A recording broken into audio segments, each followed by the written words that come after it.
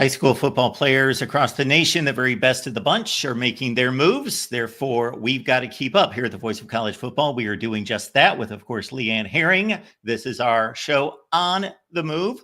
We come your way every Tuesday at 2 p.m. Eastern Time. So now it's your challenge, folks, to keep up with us and be on the move. LeeAnn, how you doing today?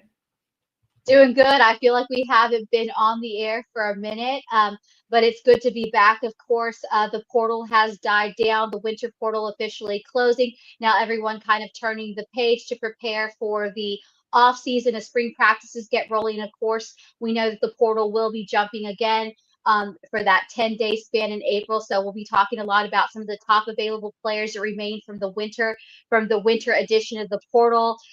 Dead period has officially begun on Monday. Of course, a lot of the top high school recruits were making their appearances this past weekend, Mark, at junior days at various campus. We'll have more with some of the latest from the buzz from who were the hits and the miss on junior days. Of course, dead period will last for the next month through March 2nd. Now, like I always say, even though we say the term dead period, there really is never a dead period when it comes into recruiting. This just means, for anyone who's not familiar with the way the recruiting cycle works, that the dead period is no in-person contact by coaches. Coaches have been on the road the last couple of weeks, like we've talked about, evaluating players, getting to see players in person, going to visit and build more relationships with a lot of their top athletes in this next coming class for the 2026s. Obviously, we've been hearing more about the early 2027s and even the 2028s to watch. So now that kind of dies down for the next month. Everybody can kind of take a breath, but the coaches will and their staff will still definitely be in communication, because even though there's no in contact or in-person visits, and that's also for recruits cannot officially come into campus or have in-person visits with coaching and recruiting staff, but that doesn't mean that there won't be a lot of buzz going on. There's still allowed electronic communication via DMs, call, text, and all that kind of stuff. So the recruiting never stops, especially coming off junior days. We didn't see too many surprises, but some of the, we heard a lot coming out of Florida. Obviously, Florida and Billy Napier really creating a lot of buzz. Some of the guys we're going to be talking about here to watch for that 2026 class were making appearances, had a really good time at Florida. So again, a lot of success coming off this weekend, but the work still continues. But just because we know that during these changes, not only are athletes on the move, but a lot of the coaching carousel means that there's going to be coaches on the move. And I think the highlight right now of the one who really is the one who's not leaving just the college ranks, but heading to the NFL, is who will be replacing Ohio State offensive coordinator Chip Kelly, of course, heading back to the NFL and with the Raiders. So those are just some of the kind of things we're going to be talking about today. Good to be back. So let's get to it. I know, it's amazing to think about. On one hand, LeeAnn, you've been in this game for a long time. I've covered college football for a long time. And if this was 6 or 7 years ago, you know what is still technically tomorrow? National Signing Day. But nobody really cares. Nobody's really looking at that because everybody's signed already. I think there might be 2 or 3 players out of the top 100 that aren't signed. The last time I checked, it was something like 3 to 5. So basically, it's just completely moved into December. And obviously, you've seen the ramifications of that, and that's changed your work schedule and your calendar, definitely. And so that's part of this situation. Then what you just alluded to, everybody, when LeeAnn and I brainstormed this show, was like, okay, we got to take advantage of your skill set, and it's all about high school football recruiting. But transfer portal. Everybody wants to know about the transfer portal. So we'll add that to it. And then on top of that, the season's over and suddenly coaches are on the move and they're going all over the place. And so we are keeping up with the coaching carousel as well. And it's very funny to me that at Ohio State, they were paying their defensive coordinator, Jim Knowles, more than any coordinator in the country. But Penn State upped the ante. There was also discussion about Jim Knowles and Ryan Day not necessarily seeing eye to eye. And after a few subpar performances, Jim Knowles had a bit of a talking to, and that Ryan Day was, sticking his nose in the defense a little bit more than Jim Knowles appreciated. So he heads off to Penn State to take on that challenge of trying to take down Ohio State. So Ohio State, even as the national champions, paying this coordinator the most money in college football, lose him to one of their rivals. And now they may be taking one of their rivals from the Big Ten, who they, of course, split a 2-game series with, and bringing him in to Columbus to take over the offense from Chip Kelly. Yeah, I mean, this is like the Ohio State, like you says, not everything that's glitter is always gold. And we've talked about the investment that Ohio State has made, not only with their roster, with their coaching staff, but again, this not only this coaching change of Chip Kelly is going to be major, not only for obviously the dynamic, the culture, and the coaching staff at Ohio State, but also for the recruiting trail, because we've seen that so many storylines, especially heading to the spring. How is this going to affect the spring portal? Will any Ohio State guys end up leaving because Chip Kelly leaves? Will the new guys that come in, whoever they choose, if it's outside of who we think it might be, as far as in staff, is that going to open doors? Because some of the guys that I have on my short list, they come from big programs as well, had a lot of success, not just at their current program, but the previous programs offensively. And we know that has become a key component. Relationships matter in recruiting. So, if they go with the guy that I'm going to talk at first next, obviously the obvious choice, Ohio State wide receiver coach Brian Hartline.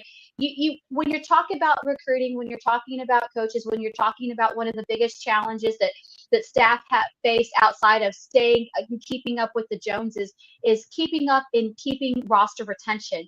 And we know we've seen it all across through the transfer portal. When coaches leave, how that can change the dynamic of a roster shift. So that's been one of the key components we've seen Ohio State really have to do, especially, I mean, with the money they put into this past season roster, grabbing the top players from the transfer portal this past season. Obviously, what they've taking, I believe it's 8 guys from this portal, six guys. I'm sorry, 6 guys from this winter portal, and then bringing about 25 of the top high school recruits coming in for this next upcoming class. I mean, Ohio State is setting itself up.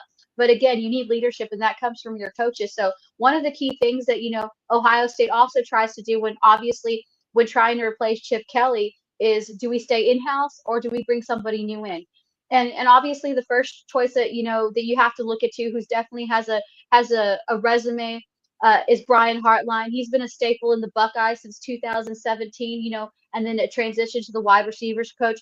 I mean, when you talk about the wideout room that's happened over there in Columbus, it's a due part to what Hartline's done. I mean, what he's done with in developing Jeremiah Smith, Amika Abuku, Marvin Harrison Jr. I mean, under Hartline, Smith became, what did he? I mean, you're the Ohio State guy, Mark. But I mean, as a true freshman, what Jeremiah Smith was doing with the 1,315 receiving yards, 15 touchdowns as a true freshman. And I think, he's the obvious choice. It would be an easy transition. He's familiar with the offense. He's got it. He's not only good at recruiting, he's not only, got a proven track record of developing players. He's built relationships, but recruiting, it goes back to recruiting. Hartline has been a staple in there since 2017. He knows the program ins and outs despite the transition, and he's a good recruiter. And I think that's one of the key things outside his development, what he can do, offensively. He knows the offensive scheme, so it wouldn't be this huge shakeup. He would be the obvious choice, but that sometimes, head coaches, general managers, it doesn't always work like that. Sometimes they want to bring a new guy in. So, I was kind of tossing around because, this late in the game, it's midseason. Who do you get in? Who do you get in right now that's going to fill the shoes? Obviously, coming off a national championship, a team, and then bringing somebody else in. Some of the other guys I kind of have on the short list, or the hot board, as I like to call it, is Will Stein, the Oregon offensive coordinator. He was just, he's been in Eugene over a little bit over a year. We've seen what he's been able to do as far as developing quarterbacks. He put Bo Nix in a good spot, coming in third in the Heisman. Was very successful at UTSA. UTSA, some of these Texas universities have been a really good staple for producing not just top level talent offensively as far as athletes. UTSA, UIW, these are all teams, down here in Texas, Houston, that have been known to produce good playmakers, but they've also been good in producing good coaches to reach at a certain level. When he was at UTSA, his offense was number 9 in 2022 in total offense and number 12 in scoring offense. And, we talked about Bo Nix. He's also, Will Stein was also instrumental in helping Dylan Gabriel finally have his footing down in Eugene. Also, making him a top Heisman candidate. And, he's got a good sense of how offensive runs. He was a former, obviously, for those who don't know his background, he was a former quarterback for Louisville. So he's got a strong track record in different conferences. And what I like about him, because the experience he brings, not only as a former quarterback, developing quarterbacks, but his different stops that he's made throughout his career, I think for him, he's a great plug and play guy. And we see that the revolving door, the ever changing, having to adapt and adjust. That's what I really like about Will Stein. We've seen what he's done in a short time at Oregon. He's a plug and play guy that brings a lot of different experience in plenty of different conferences. And he could be something, like I said, sometimes, as much as you want to keep it in house with going with a guy like Hartline, Will Stein's kind of appealing as well, because like I said, he can bring a new dynamic, a new factor, because Ohio State now, after winning the national championship, it's hard to stay at top. So how do you keep staying at top? Especially when you're losing the offensive coordinator who was responsible, for being able to do that. Yeah. So to get back to Brian Hartline, LeeAnn, it's an interesting path for him because he was a wide receiver at Ohio State, and nobody, including myself, when he was a senior at Ohio State, saw him as an NFL receiver. He caught like 12 passes his senior season at Ohio State. He could have stuck around for his redshirt year and his fifth year at Ohio State, but he opted to go into the NFL draft. And I thought, this guy's insane. Why is he going into the NFL draft? He just caught 12 passes and he expects to get drafted. And he was just not a factor in the offense. But much of that had to do with Terrell Pryor being a running quarterback and the pass game being very limited. Brian Hartline makes himself into a Pro Bowl wide receiver with the Miami Dolphins, has 90 catch seasons, 1,000 yards. And it was really based on athleticism, of course, but he really crafted himself, really studied the position, was really a artist out there running routes. And basically he's been able to do that and take that skill set and that knowledge of how to play the position and take that to the coaching ranks. I was just reviewing, as you were talking, his NFL draft selections, and I lost count, whatever it's been, like 8 wide receivers in the last 4 years, 5 of them in the first round. He'll have another one probably with Emeka Egbuka and probably another one with Jeremiah Smith in the first round. So it's this combination of what does he do better?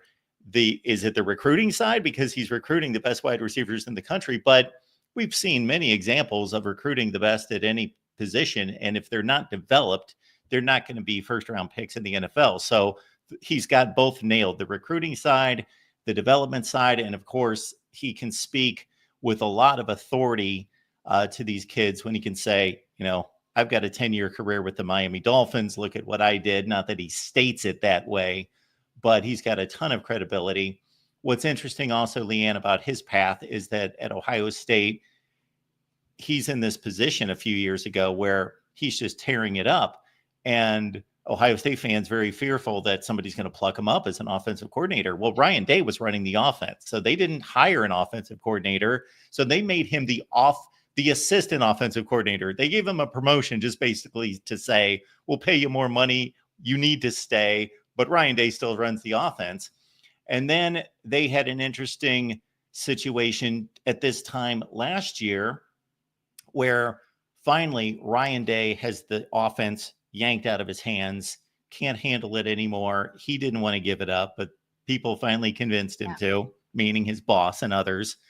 And they wanted to go hire one of the best offensive coordinators in the game. So they initially hired Bill O'Brien, who was only there for 2 or 3 weeks, because then he got the head coaching job at Boston College. Then they go get Chip Kelly. So you're talking about 2 NFL head coaches that they got as offensive coordinator. So Brian Hartline, again, kind of had to wait in line because he's never called plays. He's never been the offensive coordinator, but he's done everything else so at an elite level that it's going to be interesting whether that's enough for them to pull the trigger and say, okay, we need to make this move to keep him here, or if they go outside the program. No, exactly. And like I said, he's the choice that makes sense because again, there would be it's an easy transition. It wouldn't be, and it's not like they would have to bring, some of the, like I said, Will Stein, Oregon offensive coordinator, and then the next one I'm going to mention too, two guys that have shown been prime examples at where they win. But again, remember, as elite as these guys that I'm talking about on this board that are matching up with Heartline that could be potential candidates in replacing Chip Kelly, it's difficult as good as you are where you're coming from, even if you're the 5-star coach coming from a top winning program or a program that has a lot of momentum right now, doesn't mean that you're going to find success instantly. Again, this is if you bring in a new guy outside Heartline, remember that you're going to bring in you're going to open a lot of doors. You're going to bring in a lot of new things that could be a new dynamic. But also with that is you're going to have to start building relationships again. You're going to have to see how this wide receiver room, how your offensive players that you do have intact, how that's gonna resonate with them. Because remember, this is not only interviewing for an offensive coordinator. This is also interviewing for a guy that you need to be your next guy up at a very quick pace as we go into spring practice, who can be a plug and play guy, who can adapt and adjust, and get these guys on board. But most of all, roster retention. I can't speak it enough. When you have a coaching change, means that there's going to be the possibility where you open yourself up where current players are going to leave, but it also brings a possibility that new players are going to come in. So that's going to be an interesting dynamic. Kind of my dark horse in this is going to Miami offensive coordinator Shannon Dawson. He just finished his second year with the Canes, that led the nation total offense. Obviously, we all know how that works, averaging 532 yards and 43 points per game. He's also made stops at Kentucky, West Virginia, and Houston. And in 2022, his offense there ranked number 17 in total offense, averaging 36.1. He brings a lot. He's another guy that I like, Mark, because he brings a lot of experience. And we talk so much about, not only to have you can't just have one or the other in offense anymore. You can't just, have a strong aerial attack without having a strong ground attack. And what I like about Shannon Dawson he studied under Hal Mumme, obviously he coached with Dana Holgerson, two guys, that have really been the instrument. I mean, when we're talking air raid, when we're talking, all these types of things, Shannon Dawson, that's what I like about him. I think, and he's also a heck of a recruiter as well. So, I think he would bring a different dynamic. But again, I really think that, Brian Hartline, while Stein and Dawson, would obviously bring a dude dynamic. They have a proven track record of bringing their own appeal to Ohio State. Definitely would have no problem bringing in top recruits outside, the transfer portal, high school portal. But for me, the smart choice in all this, even though I don't have a dog in this fight, would just, reward Brian Hartline not only for what he's done in developing that wideout room, also as a former player, which means is, having former players on staff are either hit or miss. It either works out or it doesn't. But Hartline has shown, and like you were sharing his story, Mark, nobody thought that nobody thought he was going to have a successful career, much less to be a Pro Bowler in the NFL. So he's had experience at every level. He's been true to the Buckeyes. And for me, that would make the smartest and easiest transition, where there would be a lot less, lot less having to deal with that. I feel like there'd be a lot less backlash. Not that nothing taken away from Will Stein or Dawson. And again, these are just kind of the guys that I've picked out that would be available, that would make sense, that will be able to bring the elite replacement and on the recruiting trail on the field instantly. Because again, there's a lot of guys out there that I think that would be great for this job, but I don't think they're ready for this job. I think that they would have to make a few more stops, as far as being able to live up to, because now that Ohio State is on top, how do they stay there is going to be their biggest problem, and that's not a bad problem to have. But with all that, like you said, it comes we having to make sure that we have secure coaches, we retain rosters, looking ahead. So they have to bring somebody who can be a plug and play guy instantly. And again, I feel like as much as the other two candidates, I would love to see them, have an opportunity at Ohio State. I think that Brian Hartline just makes the best sense, because across the board, it's more of a win-win situation. And I feel like there would be less backlash as far as retention of roster, transition, and so forth. Yeah, in terms of your recommendation, 2017 in college football was ancient history. That was a long time ago. Brian Hartline has shown himself loyal and faithful to this program for 8 years. That's an eternity. And I know he's a young man, but still, it's a young man's game. And he has shown himself to be loyal. And he's had basically his pick of the litter where he would want to go otherwise, but he has waited and probably understood, okay, Ryan Day runs the offense. Okay, I understand Bill O'Brien's got this long, lengthy career in the NFL. Okay, I understand Chip Kelly's one of the best offensive minds in the country, but now, hey, if it's not going to be now, when's it going to be? So the Brian Hartline choice makes all the sense in the world. And I know a lot of people would make the same point that I just did a few minutes ago, that he's never run an offense, but there's all sorts of success stories of when you're a quality person and you know what you're doing. Ryan Day never ran a top college football program before. Lincoln Riley, before he went to Oklahoma, he had never been a head coach. We could go on and on. Marcus Freeman, never been a head coach. And then on the Shannon Dawson side, just to reiterate something that you said from a different angle, when you said he can recruit, Mario Cristobal doesn't hire anybody that can't recruit. Like, you have to recruit if you are going to be on Mario Cristobal's staff, because he is all about recruiting. And Shannon Dawson, what he's been able to do there, if you know Mario Cristobal's background, he's an offensive line guy. He was one himself. That's what he coached, and he wants power running football. Shannon Dawson came from Houston, where he was tempo, spread them out, let's go, and let's throw it.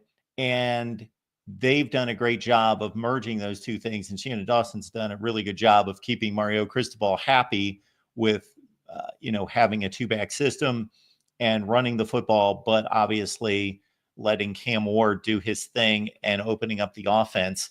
And something that the previous offensive coordinator, Josh Gaddis, who came from Michigan and won the Broyles Award, certainly tanked at Miami with kind of this, we're going to spread them out and go after it. And Shannon Dawson has been so much more successful. So it's an interesting race. And obviously there are tons of candidates, but you certainly selected three of the very intriguing guys at the top of the list. Yeah, and just going back to that, just kind of wrapping it up, Mark, why a big thing that, head coaches are usual and unusual anomalies. Each one of them has their own preference. But again, it's when your head coach is a defensive guy and you're looking for an offensive coordinator, it's a lot easier to let go of the reins. But like you said, Day had a very difficult time at first being able to ease off the brakes, and not be able to call the plays. And I think that having Hartline in that position would make that transition a lot less easier, because he's already seen it's a proven fact. Bringing in another offensive coordinator, like Dawson, like Stein, I don't necessarily think that would be an easy handoff for Day. I feel like he would still want to be not totally bought, but I don't think he would be as comfortable removing himself as much. And how will that affect the continuity and the culture? We have to remember that as much as we talk about X and O's here, we talk about relationships, but we talk about that those off the field things that we don't always get to see, those transitions. We talk about it, behind the scenes a lot, how there's a lot of, I hate to use the word conflict, but coaches all have their different perspectives, different opinions, and sometimes that can trickle down. So that's also another factor to take into it. Like I said, Dawson, Stein got proven records. We know what they can bring. They're excellent recruiters. They're proven developers. But again, Ohio State's trying to keep their winning record. They're elite. They're elite across the board because, like I said, now that you've overcome all the obstacles to be able to be a national championship, how do you keep doing that year in and year out? You bring up a great point, no, LeeAnn. So this is the deal. You bring up a really good point because, yes, Ryan Day, he's an offensive guy. He's all about offense and running plays and scheming. He's one of the best in the business. But running the program became too much, and he finally relinquished that. And he only felt somewhat comfortable, halfway comfortable doing that because Chip Kelly's his mentor and they've known each other forever. And so he was able to hire somebody that he trusts that he can work with. And this would be the same type of situation. It wouldn't be going out to Will Stein or Shannon Dawson and just somebody that they probably just know in passing from coaches conferences and camps and so forth, that I know you're really good at what you do, but we haven't had a working relationship. He's been working with Brian Hartline since 2018. So they've got a long relationship, and I think that's a great parallel to him relinquishing the offense to Chip Kelly and him having that comfort to do it with Brian Hartline and probably few other people. All right, Yeah. LeeAnn. So it'll be an interesting. We know, and then we'll have some more with the coaching carousel, because I was just reading. There's a few little transitions with coordinators, but again, I think that's the highlight of the day. But it will be interesting to see, Ryan Day. He's got a tall task at hand, amongst other things, trying to keep that program on top. But again, it'll be interesting to see the direction that they go. Obviously, I don't see them taking too terribly long, because obviously spring practice, workouts already beginning on the horizon, and you want to make the transition as smooth as possible for these players. And again, the portal doesn't reopen again till for that 10-day window in April. But again, we've seen in and out how a coaching change can definitely change the dynamic of some of these players and how they head into this offseason. So it'll be an interesting thing to watch for sure. All right, folks, before we transition to some portal updates and, of course, high school football recruiting, it's time to brag on LeeAnn a little bit, because she won't do it herself. So we want to let you know that the reason we've got this show and the reason why it's going to be successful is because LeeAnn brings a wealth of experience and expertise. She has all sorts of great connections in the field among coaches, players on both the high school and college levels, and shoot, now beyond that, national recruiting analyst here working with us at the Voice of College Football. She is the director of football recruiting for the Rebel Walk, so please check out her work there. And you just have to follow her basically on Twitter/X to follow all of her work. But been working for 15 years as an SEC sports journalist and scout, on-air analyst for the Big 12 Sports Radio at 96.1 FM and hottieToddy.com as well. So LeeAnn doesn't want to hear all that, but you need to know the reason why this should be a destination for you to keep up with the transfer portal and recruiting every Tuesday at 1 Eastern. And it's not because of me. It's because of, let me get the direction right, her. Well, I appreciate that. Like I said, it's great to be on this show, being able to talk not just Ole Miss football or SEC football, to talk national recruiting. Just definitely being in this business, having the privilege to have a lot of people take me under their wing. I do have to shout out to two more people that aren't on that list, but definitely have been opened a lot of doors. Larry Bott over in Kentucky. He was the one who brought me on, kind of left me leave corporate sports to bring me on to cover Kentucky basketball and Kentucky football, and ultimately open the door for SEC football over in Danville, Kentucky, and doing a great job. And then as much as I talk about, you have to remember your roots, and for me, Brown University opened a lot of doors, not only educationally, but that's really where I knew I didn't want to be a lawyer anymore, and wanted to be in the football program. Went from being a cheerleader and playing club sports to being an equipment manager, and kind of going from there. Coach letting me film and break down plays, and just really taking the time to let me be a student of the game, even though being a female in recruiting, was a different back then. You didn't have many females getting to do, but again, always got to thank the coaches, Phil Estes, Coach, Frazone, Coach Perry, who's now our head coach over there, really taking time and the opportunity to let me kind of sit back and watch what they do as coaches, even in the Ivy League program. Some of the names that you've mentioned here, some of the main names in the NFL, they have a lot of Brown roots, including Bill O'Brien. For those of you who don't know, Bill O'Brien played at Brown and is a Brown alum, and some of those guys in that Kansas City Chiefs front room, general management room, also played at Brown. So there's a lot of NFL ties. So even though Ivy League football doesn't get talked a lot about, does produce a lot of good players and a lot of good talent. So always grateful for the coaches there and the staff that really allowed me to learn and become a student of the game, even though I wasn't throwing touchdown passes or anything like that, or playing in offensive lines. They gave me the opportunity to take me in and under their wing. So definitely got to mention those two individuals that really helped me have a love for football. Obviously, growing up in Texas, you learn to love football whether you do or not. So that kind of just changed things. So always really appreciative to those folks who, like I said, took a chance on letting a girl come in and learn about football more and recruiting. So always grateful. That is an awesome story. And speaking of stories that I never knew when we started working together, I would get so many stories from Brown University. I could have guessed like 100 schools. Okay, Kentucky, Texas ties. I would have been guessing all sorts of schools. Brown, you were up there slugging it out in the muck and the mud and the cold and the ice and snow in the Northeast during football season. Oh yeah, no, I definitely it was definitely an eye opener coming from Texas.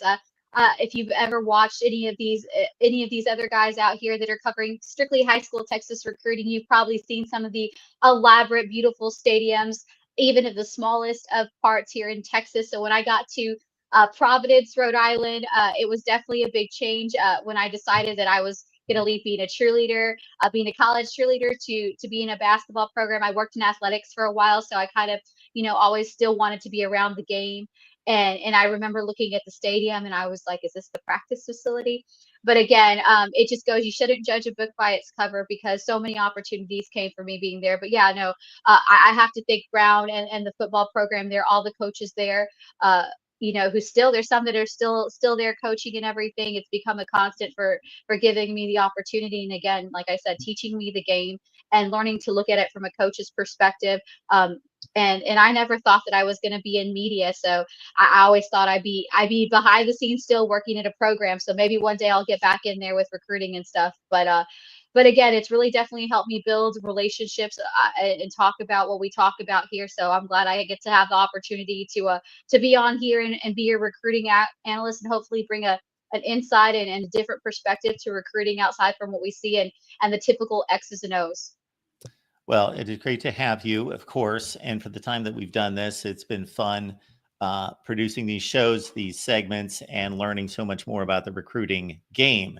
And God bless you, Jackson. You're right. Let's get the recruiting channel to 1,000 subs. Thanks for that, Jackson. Jackson is our #1 promoter, marketer, social media guy all over the place. Jackson is like at 8 different locations at the same time.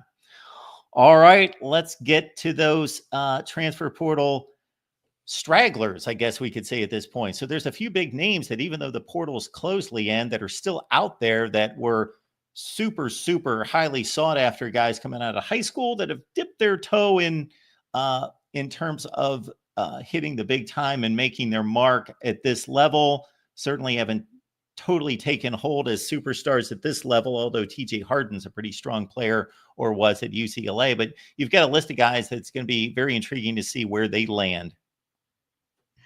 It is, and the first one I'm going to talk about here is a guy that we've been talking about. I personally watched him a lot of SEC schools where he's a very unusual candidate at this point. Obviously, wide receiver Jonte Cook. He spent his time at Texas. Obviously, Texas roots, highly touted wide receiver coming out of DeSoto in the DFW area. He hit the portal. Washington picked him up. We thought that this was going to be a good relationship. Obviously, he didn't the feeling was not mutual. Unfortunately, we've seen this so many times in this area of the transfer portal, how quickly you can go in and how quickly you're out. Of course, with Jonte Cook, it's kind of an interesting story breaking earlier today. Obviously, these aren't the stories that we like to talk about as far as when it comes to top talent. But unfortunately, this past week, Jonte Cook was arrested on several charges. So that's going to be interesting to see now how that's going to affect, because as much as we see a lot of these players with elite athletic skill in the day and age, where very similar to the NFL model, where you're having to where you're paying players, where you're investing in players and program. Now, despite his elite talent, he's made some questionable off the field decisions. So how is that going to affect him in the spring portal? So obviously that's fresh off the thing. Unfortunate for a talented receiver. And sometimes we have to remember that these guys are young men too, and they make mistakes.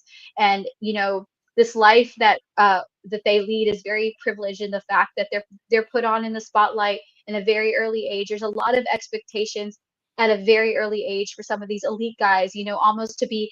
I always say that sometimes we view them as superheroes versus young men are human and who make mistakes. So, Jonte Cook, in the times that I've watched him and see him, he's a great kid who's just made some interesting, not so off the field choices. So again, it's going to be interesting to see, where his road leads. Hopefully he will be able to find a program and a set of coaches who can kind of get him back on track, because again, Jonte Cook is an extremely talented wide receiver that I think that if he finds a home and can be able to get, I hate to use the word rehabilitation, because that's not the case here, but he needs a program that's going to put him back on track to get him to that talent, not only on the field but off the field. Because like I said, I've seen him and watched him work over a course of the years. This is not a kid who's got a bad track record. He didn't, he's just taken off, made some mistakes, and everybody deserves a second chance. So it'll be interesting to see what program is willing to take a second chance, on Jonte Cook and get him back on the right track, because I really believe that there's a program out there that could be a good fit for him. And I honestly thought it might be Washington, considering he was at Texas.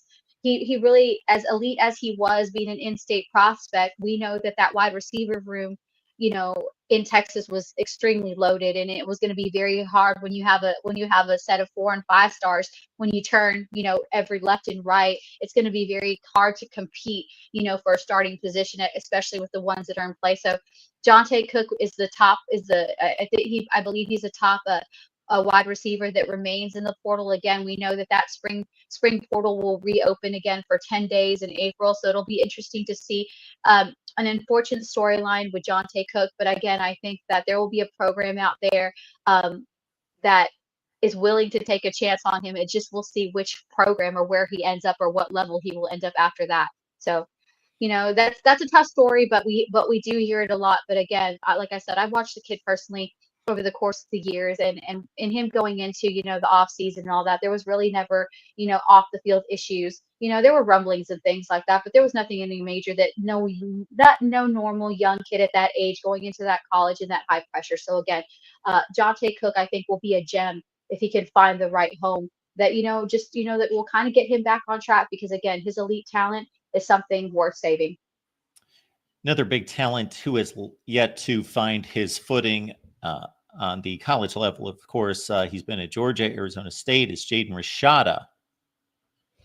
He was the one who kind of, when we got into that NIL era, early on, was the big splash, making those big deals, obviously, early on, making the big splash with the big, huge NIL deals to Florida. That didn't pan out. We saw the ugly side of NIL throughout his case with, the lawsuits. Ended up at Arizona State, then ultimately transferred in Georgia. We saw that he really, at any of those stops, this was a kid who, coming out of college, out of high school, was just, the player that everybody was talking about. Nobody was talking about some of these other quarterbacks that were in his class that ended up panning out. So he remains the top available quarterback. I believe that the Missouri quarterback who's got a bright future ahead of him.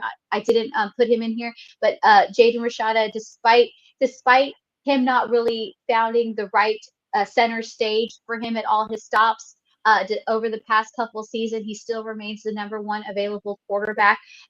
In the portal right now, we haven't really heard any rumblings. We've kind of been hearing that as far as where he's going and where his head is, it's just really taking the spring to kind of develop, to take this time to kind of, feel out where he possibly goes. We don't have any early, rumblings of who's interested or where he might be interested. It seems like he's trying to regroup and reset and really kind of find to see where this, hopefully his final stop will be, where he can finally show that talent that was so highly coveted coming out of high school. Again, that's a storyline, another story we hear so much about, these highly coveted high school recruits coming out, especially at the quarterback position. In 2025, to retain a quarterback was so difficult in this offseason. We saw a lot of teams, even, we saw Ole Miss was a perfect example with Lane Kiffin trying to find a 2025 quarterback, that was not only willing to create competition within the existing quarterback room, but more importantly, willing to sit and take their turn. That era of just sitting to wait your turn anymore in college football, especially at the quarterback position, especially at some of these high demand positions, is just something that's just, I hate to use the word ancient, but just something that really doesn't exist anymore, even for all the money in the world. We've seen running backs, we've seen offensive linemen, we've seen defensive linemen in the portal. Their value tripled this offseason, especially in this winter portal. And we've seen a lot of running backs that, want to go take their stage. And I don't think it's about being selfish. We see where they come and they play and they make a record, but they're trying to get in front of cameras, especially some of these guys that are trying to build their stock. I think that's a word that we're seeing more of. That is something we used to see more of a transition when you see the seniors, building their draft stock. But now that's trickled down even to the high school level.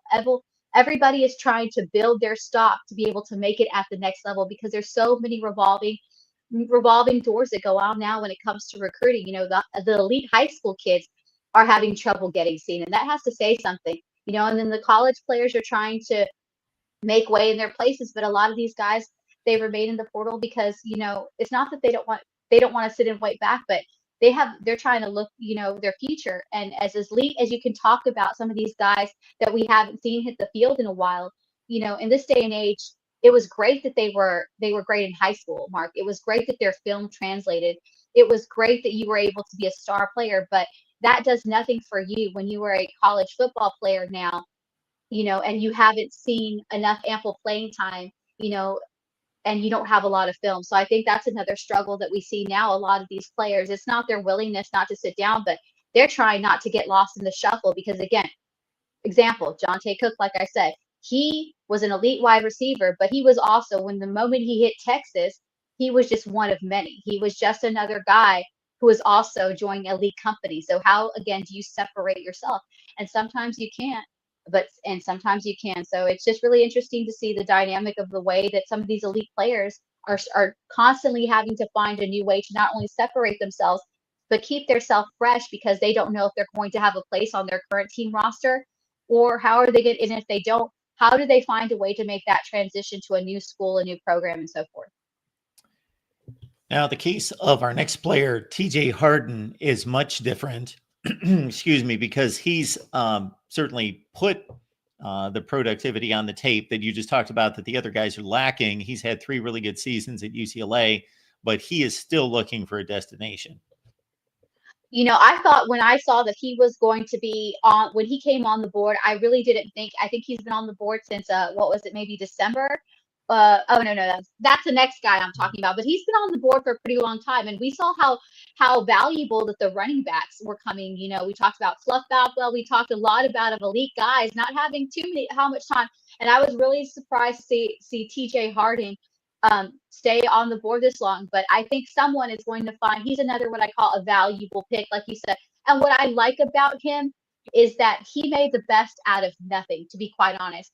There was no question that, you know, he didn't have any he had to make what he had work. And I say this, Mark, because it's another perfect example is everybody's got to stand on business, everybody's got to do his job. And unfortunately for TJ Harden at UCLA, the biggest play for him was his constantly hurt offensive line. They did not make his job any easier in protection. There was a constant change and ever changing guys in and out for that offensive line that was pretty much bruised and battered all season. But again, what I like about TJ Harden and what I think is going to make him valuable at the net, where he goes to his next stop is that even despite in those 3 years at UCLA, despite this past season, with all that difficulty of his front line not being able to go to bat for him, not being able to give him the best stage to be able to do what he did, he still stood on business. He still was very productive. And he still got a lot of things done. So again, put that kind of player, put TJ Harden in a consistent offensive line that's more healthy. I think we're going to see a lot out of him. And I really think he's going to be a value pick. Again, there's a lot of teams out there that could use a great running back. But again, what I like about Harden is he made something out of nothing. He didn't try to go do crazy sensational things. He made what it worked. And again, he didn't have that best protection up front, but even despite that, he made things happen and he put up some good numbers at his time at UCLA. So I think he's going to be another value pick. And I think where TJ Harden goes next, if he's given a great offensive line and he's given a little bit more protection, I think that he could be a breakout player at his next stop. Yeah, absolutely, LeeAnn. And talk about making something out of nothing. Ask the Nebraska defense, the highlight we just showed you. nothing at the line of scrimmage, and he bounced it and he broke some tackles and got to the edge. So TJ Harden, definitely an excellent pickup for somebody out there after 3 productive years at UCLA. And if you didn't notice on the stats, 40 catches out of the backfield. So he can be a pass receiver as well. And they were not that stable at quarterback this last season at UCLA for sure. All right. Then Sanders Ellis. He's the first name that I saw out of this foursome that I thought, what's wrong with me? I don't know who this guy is. And I looked him up. Oh, Tennessee State. Okay.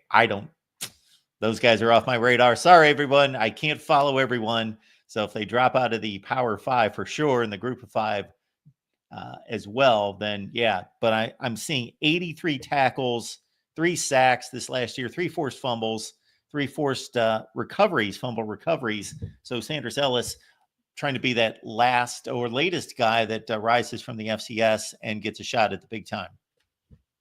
This is a guy that obviously, when you, like you said, you and I don't cover a lot of FCS schools. But these are the guys that you've seen. We've seen a lot at different positions. They've really made a mark in this transfer portal. Again, Sanders Ellis has been in the portal since December. He's been a proven playmaker. He was also up for the Jerry Rice Award, which is the highest award that's given to an FCS freshman. You spat out some of his stats there, Mark. Obviously, he's at 14 stops. He's very difficult for people to get past that line of scrimmage as a linebacker. And again, I'm interested to see where he goes. I'm interested to see if Bill Belichick is going to continue that route, and possibly, if he hasn't made a phone call to Ellis, add him, because again, I think that he's one of those players that we don't know a lot about, because we don't see a lot about, because we live in the SEC world, we live in the Big 12 world, we live in the ACC, we live in other conferences out that. But again, sometimes we know, especially, when NFL scouts, when I talk with them, it's about looking for those gems, those diamond in the rough. And a lot of those times, that those players that also have that willingness to put them and play where they will be with most vital without hesitation are these FCS guys. They're used to being, like what we say in football, dogs. They're used to being gritty. They're used to, playing differently, because they don't have all the luxuries that you do when you go to an FBS school. Let's be quite honest. And those are the kind of guys you want to get there in the trenches, especially on the defense, especially on the linebacker position, because they can turn on a whole different dynamic. If you ever seen some of these FCS linebackers work when you put them in bigger conferences, man, they just bring a whole different dynamic, because again, they're raw. They may not necessarily be as polished as some of these SEC linebackers, these ACC linebackers that we hear a lot about. But again, they bring a grittiness and something that you need to be able to play if you're a defensive player. If you're trying to take down some of those swifty SEC wide receivers or ACC wide receivers, running backs, these are the kind of dogs. These are where you want to go. You want to look for those guys, those gems that again haven't had everything handed to them. We're not the most highly recruited guys. We're not the names that we're talking about. These are the guys that we often see translate more, because they haven't had the most conventional or easy path to be able to get to their success. So if he can, like I said, again, like TJ Harden, they make the best out of their situation. He's one of those guys too that's made the best out of his situation. He's made his name for himself in the FCS at Tennessee State, and now he's looking, to graduate and try to bring that talent to another program. And believe me, we've seen a lot of programs that could be in need of some of that gritty, ugly, unpolished defensive mindset. When they're trying to create chaos for some of those offenses that have been so hard to tackle this offseason, especially when we're talking about, a run game. You want a linebacker on there that can hit a little bit differently, that can tackle a little bit differently, especially on that ground game, that can wear some of those offenses out. So I think he's going to be it'll be an interesting recruitment to watch. And sometimes, you're not always the first pick off the board, but doesn't mean you're not the best pick off the board when you do go off the board. All right, LeeAnn, it's time for rumblings. Whoa. Yes, it's time for rumblings. And the first guy on the board that you've got here would be one Jeraylen McCoy, hails from a town that is near and dear to my heart, for one reason, because I worked very close there for about 7 years. Another is because my favorite artist hails from there. But we've got a Tupelo product that's looking to possibly stay in state. We shall see. This is a guy that all the in-state schools, Lane Kiffin, Jeff Levy at Mississippi State, have all been trying to flip for a long time, been have getting him on campus multiple times. This is a kid that Ole Miss has definitely was happy that they were able to get off the board. Hopefully, we'll have more about him tomorrow on our Ole Miss live show. So make sure all you Ole Miss fans tune in tomorrow to Mark, Ruby, and I at 2 p.m. Eastern, and we can talk a little bit more about him. But again, he was committed to the Bayou Bengals, LSU. It looked like he was looking to leave. Tupelo is such a great town. It's one of my favorite places. One of my favorite little spots to go, the Blue Canoe. If you're ever in Tupelo, make sure you guys stop by there. But Tupelo, the high school program at Tupelo has just been has been one of those places that's really been able to develop players. Fresh off a championship out there, he was a dynamic starter. Obviously, we see that he's one of the top linemen. Also, in the state of Mississippi, but also in the country, and just a top national player. This is a guy that everyone's been really going after. But again, he's opened up his recruitment. He's decommitted from LSU. Obviously, the in-state schools, Mississippi State, that early on before he committed to LSU, they seem to have had the edge. But Ole Miss is really, trying to pull away, separate themselves. Been on the horn from what we're hearing constantly. Obviously, Kevin Bolden, I'm sure that this is a conversation. He's one of our director recruiting of strategy over at Ole Miss. This is a guy that he definitely is on the phone with, on the board with what we're hearing for constantly to try to make him, you know, kind of stay in state. But again, I think what we're hearing from the McCoy camp is one of the biggest reasons he decided that he was going to decommit, reopen his commitment, not that, and just Bayou Bengals. There's still a slight window of hope open on the door. He says he's not, LSU's not completely out of the mix, but he felt like maybe that, like many of these kids do when they kind of see the light, or when they kind of taken the time, ease back through all the hustle and bustle of finishing out their season. These last 3 weeks have been probably overwhelming for a lot of these guys, especially these hot profile recruits, because they've been welcoming coaches, staff, almost every day for the past couple of weeks into their home, watching their games, all pulling, come here, come see us. This is what you can do. So remember, these are young guys in high school, not only balancing being high profile recruits, but also, students, and playing multiple sports. We have a lot of the guys that we talk about playing basketball. So, McCoy kind of said that he kind of just shared with the national media as far as, his reasoning to reopen his recruitment. He just felt like he needed to revisit his options. He is not, like, again, LSU's not completely out of the mix, but he felt like maybe he was too quick to commit back in January to the Bayou Bengals, and he just wanted to take the opportunity to kind of see if this is where he's going to stay, and give the opportunity to go make some official visits. Obviously, right now we're in dead period, so there won't be official visits. There will be a numerous amount of contact as far as text and calls and DMs and all those type of things. But this kind of gives the opportunity for him to sit back and reevaluate. Obviously, this is a big decision he'll make with his family of who's going to get the official visit. I think that that's the biggest storyline in this off season, for those guys who are obviously, in his situation, that they're looking to go see where else they might want to look. And I think, as if I'm the LSU staff, I'm obviously going to try to keep recruiting him, because he's a top defensive lineman. You don't want to lose a kid like that. But he's also in regards to his talent, watching his film, watching what you see, he shows a lot of flashes of extreme potential. But again, where he goes, he still has a lot of high ceilings, but he's got some room to grow. And I think that that's also, the transition of, is he going to be the program that he goes to next? What kind of opportunity are they going to give him? Because more than likely, he's not going to be a starting defensive lineman. So he's going to need to go to a program where he's willing to sit down and be developed. And in this day and age, that's either a hit or a miss. You can offer some of these kids all the NIL money in the world, but when that program comes a knock-in that may not be the high flashing kind of program, but say, hey, we're willing to bring you on, and we're willing to make you compete for a starting job. That's also another appealing thing. So again, McCoy is going to be one of the top defensive linemen in the state of Mississippi, that Mississippi State, Ole Miss, and will be definitely trying to keep in. But again, I think with this new recruitment open, he's got a lot of upside, a lot of high ceilings, a lot of potential. Just needs a little bit development and maturity. And I think that in the right program, he can get.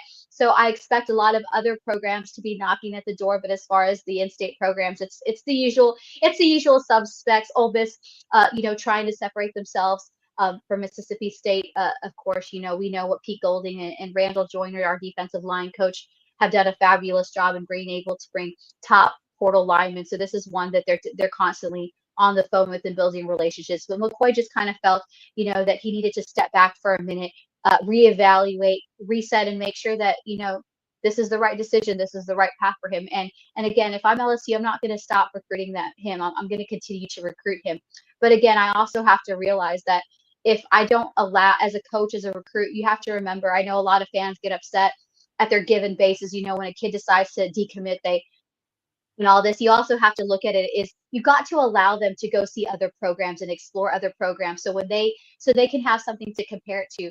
If these young kids don't have that opportunity to do it, you might lose them later on when they are already a part of your program because you didn't allow them to go look and see because again, you have to not only have a kid that's talented and want it, but you have to have them buy into your program and culture. And remember, for some of these kids, they're going to be spending the next couple years here, so they have to make sure that it's a good family decision across the board. But for some of those kids that have been committed to those schools, it's a difficult position to be in if you don't allow them. I always say when people are like, well, why don't you want them to come here? Why don't you want them to come there? It's not that you don't want those kids that you cover and you build relationships. Same thing with the staff to come to your university. But again, you have to allow them to see what other options are out there so they can come back and have something to compare it to. And I think that's what McCoy's doing. It's not that LSU might not be a fit, but he also has to weigh his options because, he's got a lot of potential. And again, with that other element of him needing some development and him needing to mature in some of his areas of play, that's also going to be a place where he needs to go, where he can develop and not just sit and have a great NIL deal and, be a name that, we don't want him in his case to be one of those names. He was a 4-star coming out of high school, but we haven't seen him in 2 seasons. So that, so again, that'll be an interesting storyline. But again, Ole Miss and Mississippi State definitely are looking to try to keep him in state, but plenty of schools are going to be calling, with this new commitment reopening. On to 2026, and we want to remind everyone, of course, this is your spot every Tuesday, 1 p.m. Eastern Time with LeeAnn and myself, transfer portal, and of course, high school football recruiting, and maybe some coaching moves as well. All right, looking at 2026, Jet Washington's got some very interesting GOAT all-time DNA in his system. He does. Safety Jet Washington, of course, Bishop Gorman, powerhouse out of the state of Nevada. Washington is one of the top players, these top player coming out of Nevada. But again, we talk about that DNA that runs through his veins, and he's definitely inherited some of those, not just football skills, but his basketball skills from his late uncle Kobe Bryant. He's been a staple right now. A lot of coaches have been knocking on the door. Jet Washington again been strong on that defensive side for Bishop Gorman this past season. But again, like we hear a lot of the times, these kids are multi-sport athletes, so he's been kind of shifting the focus to concentrating on his basketball game that is pretty elite. We don't have some clips of it, but he's a pretty good hooper, and rightfully so. He's got some of that elite GOAT DNA in him. And we talked about the last couple week mark have really been nonstop as far as coaches being on the road. I mean, you talk about building up the frequent flyer miles, from planes, trains, and automobiles. I don't think there was any mode of transportation left untouched, especially going into Bishop Gorman and Nevada, because Jet Washington is one of those names. I think everybody from Texas, Oregon, Bama, and Michigan were making those last plays in this last week, stopping by to see him hoop, to let him know, hey, we want to earn an official visit later this spring. So that's going to be definitely an interesting recruitment to watch. Jet Washington, top safety out of Bishop Gorman, class of 2026, is definitely on the rise, on the move. Very focused right now on his hoops, but we can see here just what kind of playmaker he does, what kind of things that he definitely is going to create some chaos. And you talk a lot about in this season. We don't see a lot of players at the next level do multiple sports anymore, but high school is one of those places where you can still see a lot, and it's often encouraged for a lot of these players to continue their off-season training. So we see them go from track and field, we see them play lacrosse, we see them play basketball. So this is definitely a way, and and I think that athletic ability that he has, obviously that DNA makes him more appealing this offseason. But yeah, Jet Washington, and if you don't know that name, especially if you are Texas, Oregon, Bama, or Michigan fans, get to know him because um, come off come off March 2nd in that dead period, it'll be interesting to see because a lot of coaches and staff, and we're not just talking head coaches, a lot of assistant coaches were all making their way to Nevada to let Jet Washington know that they want to earn an official visit. So that's going to be a really hyped up, interesting recruitment heading into the spring off season. Okay. And as we quickly run through the rest of these, I know that you've got a quarterback from Vero Beach that you're keeping your eye on as another name to watch. And he's got such a unique name, Wonderful Champ Mons. He's got that unique quarterback name, and he's definitely got the skill set to go with it. We're going to be talking more with Champ, through the course of the season. He's actually one of the quarterbacks that stood out to me at the Navy All-American Combine. When I saw him, just in the brief skill set go the drills, there was just something about him that stood out. Was hoping that Ole Miss would get on board, and of course, just this past week, Ole Miss was just one of many offers. Mons being obviously in Vero Beach, it would be no question that the Florida stools were going off of him. He's fresh off a visit. His stock is rising. He was just in Gainesville visiting Billy Napier, definitely getting to talk to DJ Lagway there about, what the quarterback room could do for him down in Florida. So right now it seems like Florida is making a big push for Wonderful Champ Mons out of Vero Beach. But again, this is a kid that just got a strong arm, talent, consistent. I knew from when I saw him just in the short little reps that he did that there was going to be something about him. And it seems that there's several coaches that have agreed. Like I said, he's earned an Ole Miss offer. He's earned several offers just within this past week and fresh off Florida Junior Day. So again, I think Florida's making a big push, and we look forward to having more with Champ and him kind of talking about his recruitment and possibly some tidbits about where Lane Kiffin and Charlie Weiss stand in his recruitment here in the near future. There was a time not too long ago that USC used to own modern day high school products, but that is no longer the case. Of course, Lincoln Riley would like to get that back on track for USC, but they've got a tight end that is gaining a lot of attention. Yes, he is. And, typically, Mark, we used to see a lot of the reclassification as far as the high school level, as far as sports being in basketball, but that's becoming quite the trend that we're seeing now in football. Now, it hasn't quite hit that mark just like it has in high school basketball, but it's definitely making its momentum. And Mark Bauman has become one of those tight ends. He was in the 2027 class. He was highly, highly already ranked in there, but he has now uh, reclassified to the 2026 class. And while Lincoln Riley definitely would like to keep that pipeline that was once going reopen, he's going to have to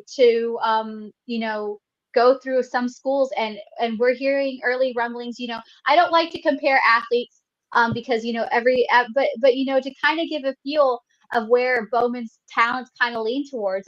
There's a lot of familiarity of Brock Bowers. He might not quite be there just yet, but you gotta think that when you hear flashes of Brock Bowers, that Kirby Smart is going to be looking at. We saw, how Georgia was looking, that connection that Brock Bowers really brought to that Bulldog offense when he was there, and just really set itself apart and created that separation. And while they've had, their tight ends come in, they really haven't had that same connection with Brock Bowers. So could Mark Bowman be that guy? They are one of the top programs that is looking to get hit the Cali native over to Athens. They're going to be the one, I think, the biggest one to watch. Obviously, it would be an interesting transition. Kirby Smart, can really develop, and especially with that Brock Bauer comparison.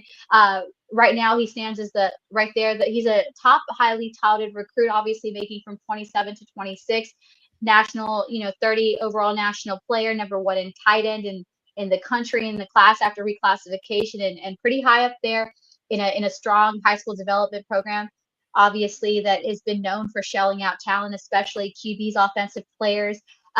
I think what's one of the really unique skill sets about him when you're looking at his film, from what little I've watched, is that despite his big size and his ability as a tight end, he really moves like he can play in the slot. really twitchy. He's really good at changing direction. That's one of the things that I often look at. I looked at when I scout, especially offensive players, running backs, is how they can shift and quickly, and how their footwork is. You know, you can have a guy that's really speedy at the slot, but if he doesn't have good coordination, if he can't change on the drop of a hat, because that's what we see in the SEC, that's what we see in the big schools. So he definitely has those flashes of strong ability. So I think now reclassifying into a really 2026 class that, you know, has really talked a lot about the high ranking QBs and wide receivers, but he really could make a splash with this new reclassification. Like I said, he moves around like he's a slot receiver. He's got a ton of twitch, exceptional at changing direction, great hands. And I think he's just a great playmaker overall that just shows a really good ability to run down the field and be able to make those big catches. You know, we talk about tight ends having that unique skill set of not only having to, you know, usually taller and frame, a little bit more built, but they have to move like they're more flexible. They have to be able to make those crazy catches in the end zone. And Bauman really has already showed flashes of that, you know, now reclassifying. So, you know, when we look at him, he's going to be a young guy that's already got the, you know, showing a lot of elite college level skill sets that very easily could be a plug and play guy, you know, with this next season going in. So his recruitment definitely will be heating up, but it looks like what we're hearing first that Georgia is looking to find a new Brock Bowers, and could it be in Mark Bowman? And then finally, LeeAnn, I got to say, you called it. You said Keyshawn Henderson is a 5-star and should be ranked as a 5-star, and you're ahead of the curve once again. Well, well, you know, I was always when I scouted, I always looked at linemen. That's why I talked about him so much. And then, you know, this past couple of years, you start looking at defensive guys, and then you start looking at quarterbacks. You know, and I've had some pretty good luck scouting some good quarterbacks, especially here in the state of Texas. And Keyshawn Henderson, not that he needed that ability, you know, of getting that 5th star, but there's just something about it, you know, being rewarded. And you know, these last week, as the evaluation period started, as we're turning the page for the 2025 recruiting class, of course, like you mentioned, Mark, at the top of the show, tomorrow, you know, would typically have a lot more surrounding it, but it's not really it's not so National Signing Day. But you know, congratulations to all those guys out there, you know, committing to their programs and everything. Tomorrow, we still don't want to take away from that, despite it not being the sensational day that it used to be with the early designing period. But man, Keyshawn Henderson got that 5th star along with Tristan Keys and some other key players that we've been talking about. Rivals handed out their new 5 stars. A lot of the, you know, recruiting services were making their final evaluations and giving those guys. Obviously, they take a lot of that coming off these All-American games. We were on the road this past couple weeks covering the All-American game. There's kind of a little bit of break in that action. Now everybody's resting up, getting ready, gearing up for 7-on-7 season, which we will be seeing a lot more of Keyshawn Henderson, you know, earn those things. But, you know, kind of think we're talking about Mark, you know, despite his popularity, this is a kid who remains loyal to Houston. I mean, this is a guy from the moment I saw him, you know, I said, Houston is a win. Houston, you know, what they're doing over there, trying to build a roster, bringing in obviously some new guys at the OC and defensive coordinator positions, you know, really taking a different approach to building at roster. Obviously, last year, Houston has the area of Houston just produces good talent all the way from the bottom up, from elite players at the high school level, has been a mecca for developing strong coaches that make it at the next level. So, you know, Houston is just one of those places, I say, that if you ever could pick a place in Texas as great talent, elite football as there is, you know, if you want to go, Houston is a place where you're going to go find elite coaches that are going to be your next level coaches and elite talent. You know, there's just, if I was going to go recruit and I had to build my whole roster and they told me one area, I say Houston. I say Houston all the way, just because you see so much of that talent. I think that, you know, Willie Fritz and his staff have done a great job, but Keyshawn Henderson, despite him finally having that stage and having his moment, what you really love and you see it a rare and 5-star is he embraces the hype, but he still remains loyal. You know, every column that's come out, you know, when you talk with him and when you hear, he goes, he's like, I'm committed to Houston because, again, in a unique case like Henderson, he's a kid that's a real athlete. You know, he's played wide receiver, he's played safety, but his heart is being at a quarterback, and he's proven it this offseason, just in, you know, taking his team being there. But I think really at the Navy All-American Bowl and these past couple rounds, the early 7-on season, he's really shown, just what he can do. And he wants to go build at Houston, and perhaps this is a perfect example of why if you get that one guy, or you get those two top profile guys that remain loyal, that can be a game changer. We talk about coaches having such an impact on roster retention and building rosters, but a kid like Keyshawn Henderson, a playmaker like him, with his vocal and willingness to say, hey, you know, Alabama's calling, Ole Miss is calling. Ole Miss is definitely calling because we all know what kind of place that they're looking at quarterbacks. And when I was sharing about and talking about this film, I mean, I knew Ole Miss was going to be on the board, but everybody has followed. And despite everybody, knocking on the door, he wants to build at Houston. And I think that Houston's going to have its work cut out for it because we know in this day and age. But I think that they have a really good footing where Henderson wants to be. But going back to what I was talking about, we see so many kids like this, and I get a lot of questions. Well, how is Keyshawn Henderson willing to stay at a program like Houston? They went 4, and so there's not really anything around there. But again, a thing we talk about is a lot of playmakers like Henderson, value roots and they take the non-traditional route because Henderson, he's an elite playmaker, but if he goes to certain universities that have opened the door and throw down the offer, I'm sure there would be a lot of NIL money. But again, he's going to have to wait his turn. And Houston, he could go into Houston right now and be an impact player. So it's just really interesting to see. That's one of the biggest questions I get when you see a high profile playmaker. You know, they decommit and they go to some other school. They go to Louisville and nothing against these programs, but these are, I guess, because this is not the norm because we're always talking about Michigan. We're always talking about Ohio State. We're always talking about these programs. So it's always kind of like this huge shock when a kid like Keyshawn Henderson says, I'm going to stay committed to Houston. I'm going to build in Houston. I'm going to bring the best roster in Houston. And I mean, talk about being able to have a recruiting pitch right there. When you got a 5-star kid who's an in-state kid, an in-state talent, I mean, some of the names that he's talking about bringing in, one that we've talked a lot about here, and I think he would be a dynamic player. Is Carde Mack. That's another kid that Keyshawn Henderson knows well and has talked about trying to bring him to Houston, and he's right there, just in the backyard in Tascasita. Obviously, he played quarterback a lot, but he is a running back by nature. He is just a shapeshifter, phenomenal. So I'm talking about when a kid like Keyshawn Henderson just remains on board despite all the hype, despite all the things. It just goes to show that some of these kids, they value things outside of NIL. Because I was listening to a I guess it was a tape of filming with Deion Sanders, and he was talking about if you got talent, if you got those certain things that separate you, the money's going to come. And I think that's the same case for some of these kids. As much as we talk about the NIL playing a factor, for a kid like Keyshawn Henderson, that NIL money's going to come. Because he's such a talented kid. So I think, him staying at Houston is not such a bad thing. And I think, it's just good to see a kid at his age have such a level head with such an elite talent, be willing to be loyal to the program that showed him love first and believed him as a quarterback first. So that's an interesting path that I think we'll hear a lot about now as we settle and shift, because again, like I said, not only are, the college guys looking to up their stock, but, a lot of these high school kids are trying to make their mark and up their stock. And, why go to a place like, Ole Miss? It's got saturated QB room. You're going to develop, nothing against what Lane Kiffin does. Ain't speaking down to that. I would love to see Keyshawn Henderson in a powder blue that doesn't say Houston across it. I really would, but at the same time, this kid, he would have to sit back against a lot of other kids where he could go to a place like Houston, or he could go to some of these other ACC schools that don't have their guy yet and be an instant impact player. So I think a lot of these guys, especially at the high school level, are trying to find their path and their place, and it's not necessarily the typical place. But again, it opens recruiting and it changes the dynamic of recruiting. So it's going to be really interesting to see how many other players that are going to get more hype over this off season and are really going to take their mark.